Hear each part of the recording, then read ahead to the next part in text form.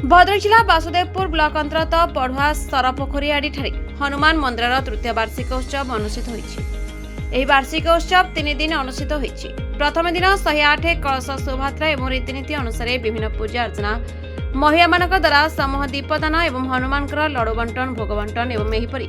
विभिन्न कार्यक्रम अनुष्ठित होई। नूतन करी निर्मित होइथवा पूजा मंडप होम मंडप धार्मिक परंपरा सरपंच और समिति सभ्यों द्वारा उद्घाटन समारोह अनुष्ठित होई।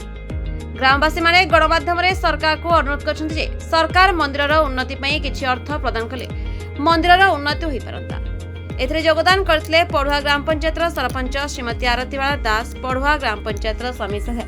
श्रीमती कल्पना दास, सरपंच का प्रतिनिधि श्रुत वृंदावन दास, समिति सभ्य प्रतिनिधि तथा कमिटी सभापति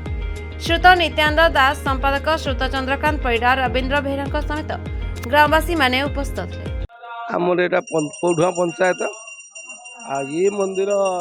आमर दीर्घ 3 वर्ष धरी तैयारी हो सारे 3 वर्ष तो तैयारी आज तार हूँ जन्म उत्सव हूँ ये आमर हनुमान जयंती उत्सव ये आमर यहाँ पर्सनाल पैसा तैयारी कराई गवर्नमेंट सहायता किसी पाई ना नित्यानंद दास ये मंदिर तैयारी करछन्ति कौन बाह्य अनुदान किसी मिलूना तेणु ये 3टा मंदिर अच्छी गोटे शिव मंदिर गोटे शनेश्वर मंदिर आ गोटे हनुमान मंदिर जहाँ श्रृंखला सहित चलुची तेणु आम पंचायत समिति पंचायत जी कि आम सरपंच को अनुरोध कर रास्ता टी देवे तापर चारिपाख केमी बढ़ा हे से अनुदान पाइबू बाउंड्राल करने आम अनुरोध कर धीरे धीरे जहाँ पारे दे पारे सक्षम एमएलए को विषय भी आम अनुदान करूँ आम एमपी महोदय को कही जिते आमर कि कौन उपाय आम पाई पार्लु ना से फरफिट होगला से तो बर्तमान नहांती नुआ एमपी आजेपी कौन हम देखा मो परिचय मु नित्यानंद दास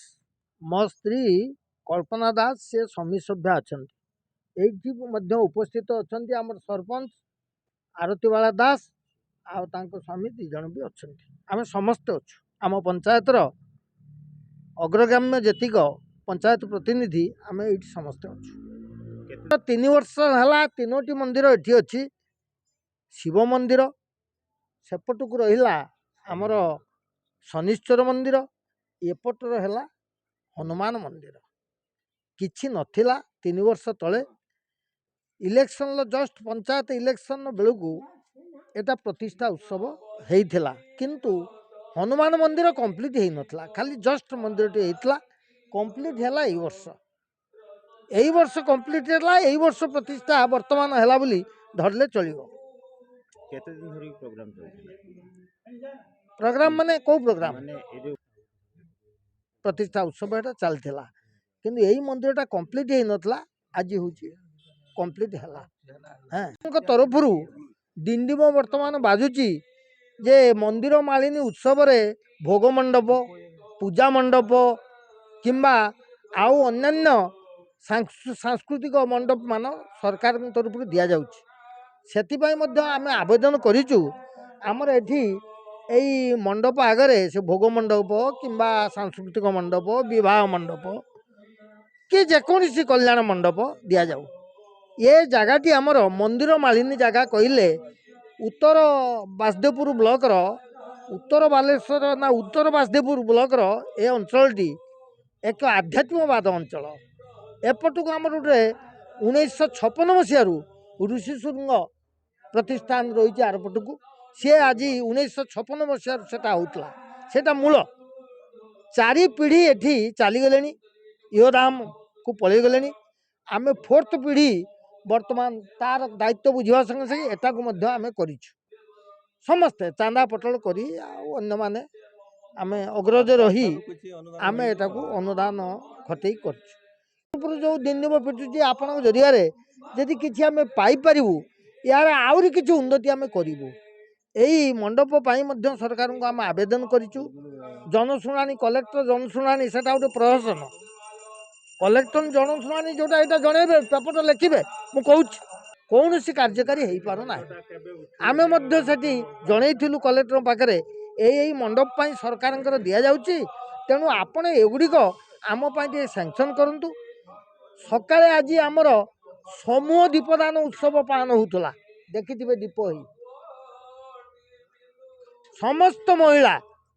पुरुष समस्ते सकाळे अंततः 12टा 1 पर्यंत समूह दीपदान उत्सव पालन होता